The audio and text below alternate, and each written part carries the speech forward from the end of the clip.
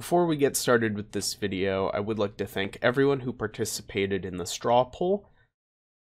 It was unsurprising that a large number of respondents really wanted more Burning Abyss videos. I know a lot of my subscribers have come through Burning Abyss videos that I've made in the past, so I will continue to make them as I do love the deck, and it seems like you guys really like to hear me talk about it.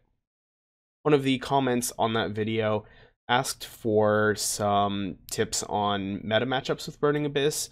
I can't go too in-depth because a lot of it is extremely situational, but I will try to give some general pointers on these matchups.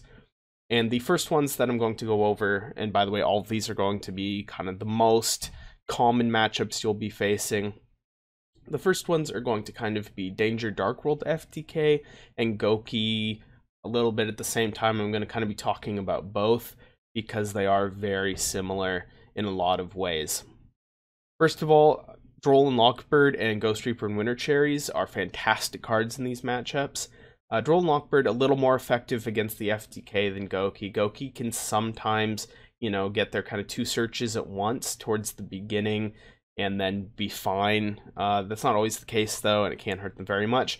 But when you activate Droll Lock Bird against the Danger Dark World FTK, then they can't use danger effects, they can't search off of snow, the Dark World snow, and that can be extremely difficult to play through.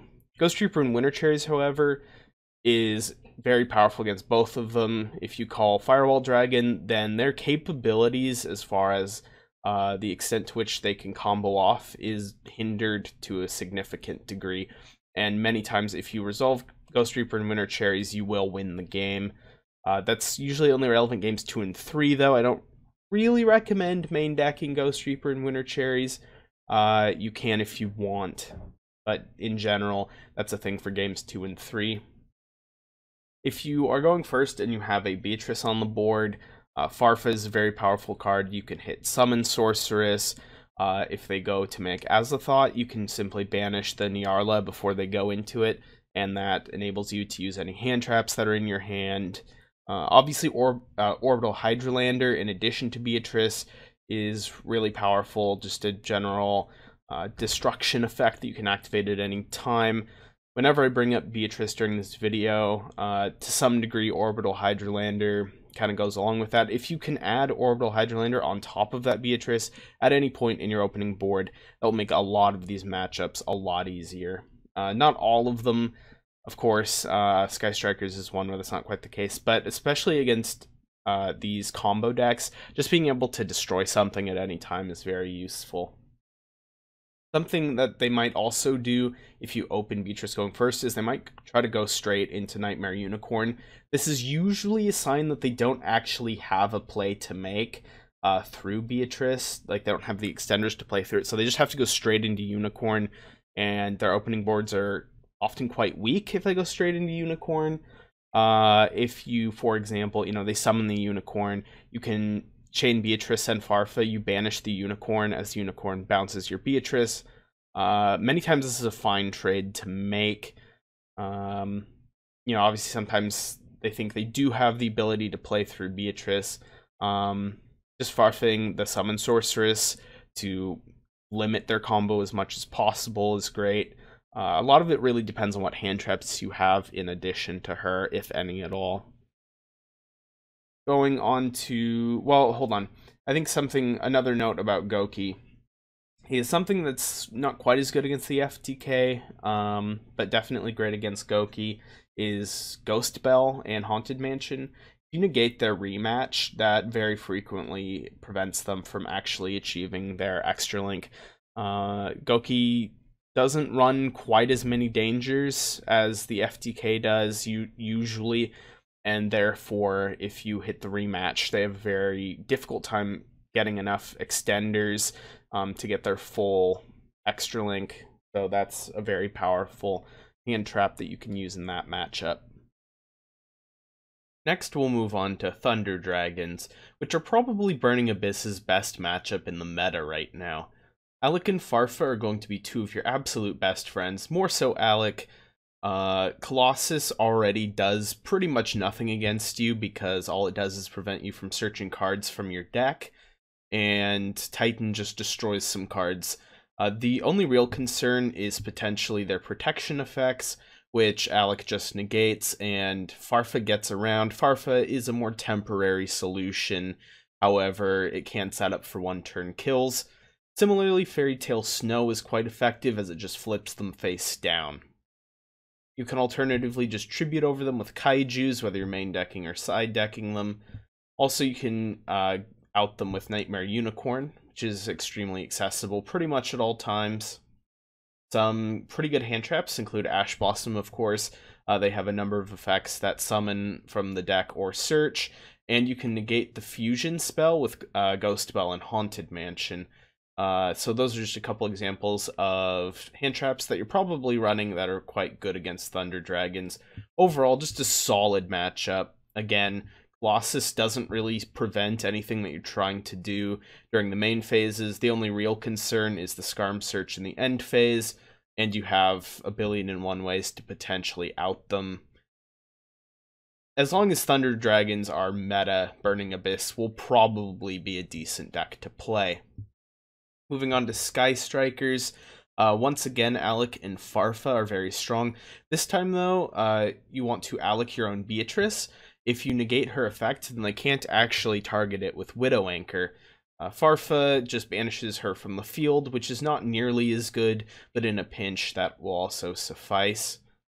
A cool thing about Calcab is that, normally you are simply moving a face-down Speller Trap from the field to the hand, but any cards set by multi-roll, when they leave the field, are banished. So Calcab will banish any spells they set with multi-roll, which is pretty cool. A general tip on what to Ash Blossom is the second engage. Usually the first time they activate it, they're just searching, but the second time they activate it, they're going to search and draw cards. So I would hold the Ash Blossom for the search and draw. It is pretty rare that when you Ash the first engage that they simply run out of plays, so I definitely don't recommend doing that. Again, similar to Thunder Dragons, Kaijus can be quite good. Instead of outing monsters this time, they're going to be primarily used to turn off their spell cards, which can't be activated if they have a monster in their main monster zone. A great thing to pair with this are cards such as Nightmare Phoenix and Topologic Trisbane. You can Kaiju their Link monster, and then all of their spells are turned off, and you can banish all of their spells with Trisbane, or simply pick them off with cards such as Nightmare Phoenix or Calcab. Additionally, a lot of people are starting to drop this card, but Triple Burst Dragon is still a solid Link monster to go into when you're trying to beat over their Link monsters, because its effect prevents them from chaining Ray when their Link leaves the field. So, solid Link 3 option there. Finally, for Altergeist, it's a very difficult game 1. You will pretty seldom win game 1.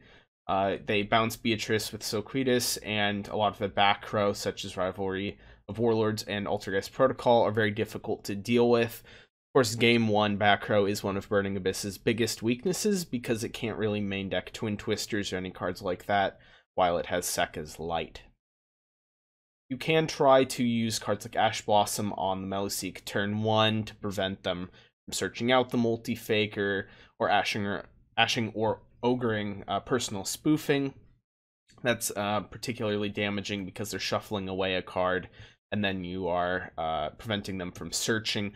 That can be fairly effective, obviously, with the Ash on Meluseek, and Ash just in general, like on Multi-Faker. Once they have Protocol up, that doesn't work, which is one of the big problems.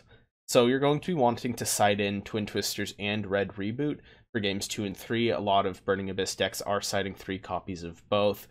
You can keep Protocol off the field, which in turn lets you keep Soquitus off the field, the card that's going to be bouncing your Beatrice a bunch. If you Red Reboot them, a really cool thing is that it doesn't really matter what they set with the free set any trap card from their deck when they get Red Rebooted. You can just make Topologic Trisbane, and you just banish all of their back row. And a lot of the time they can't really recover from that, because not only are they losing out on that back row itself, but they've lost out on ways to summon Multi-Faker from the hand. Nightmare Phoenix, again, is pretty good in this matchup. It is worth noting that if they have Rivalry of Warlords on the field, Nightmare Phoenix is a fiend, so 2 Burning Abyss monsters into Nightmare Phoenix to get rid of Rivalry is an option available to you. And with that, as I've sort of just quickly gone through the list of tips, that's all I have for this video. If you want a part 2 with different decks, please tell me in the comment section below. I kind of like this style of video of just kind of blitzing through a bunch of pointers and tips, and hopefully it's a really easy way for you to absorb some information and learn to play the game a little bit better. In this case, specifically playing Burning Abyss better. So again, tell me if you want a part 2, and I will see you guys in my next video.